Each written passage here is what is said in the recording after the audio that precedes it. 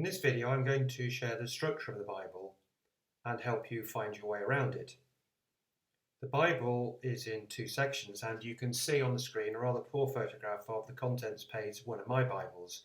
At the top you'll see the Old Testament, which is basically the Hebrew Bible, and below it you'll see the New Testament, the life and times of Jesus Christ and the early church. 40 people wrote it over a time period of around 1500 years, and you can see a separate video entitled The Way the Bible Was Written to learn more about that, and I'll put a link in the text below. And to make the Bible easier to use and easier to read, the books are typically put into the following categories. On the left we have, in the blue, the law. This also contains significant amounts of early history before 1000 BC. Then we have the history books there in purple, covering a period of roughly 1000 BC to 600 BC.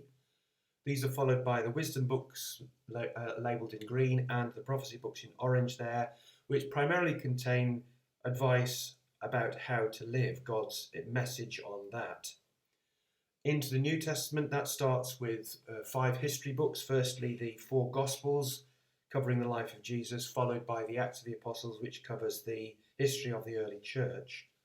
This is followed by letters, both to churches, such as, for example, Romans and Corinthians, as you can see at the top of the yellow column, as well as letters to individuals. Further down you will see Timothy and Titus, the names of the individuals to whom the books were written. Following this, we have one New Testament book of prophecy. I'm going to cover where to start in a different video, and I'll put a link to that below. But all Bibles that I've ever seen also contain chapter and verses, dividing each book up further. So, for example, the book of Genesis, the first of the books of the Bible, contains 50 chapters, and chapter 1 contains 31 verses. So you can see the page of the Bible now annotated to show exactly where these things are.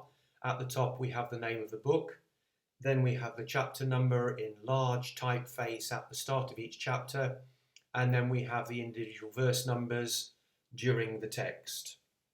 They're not part of God's message, actually. They were introduced much later.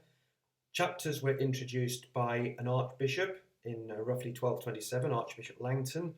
Old Testament verses were added by a rabbi in around AD 1448, and New Testament verses were added in 1535.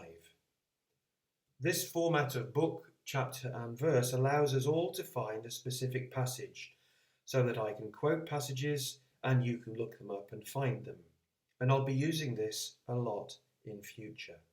So when I quote a passage, please start by finding the book, then the chapter, and then the verse.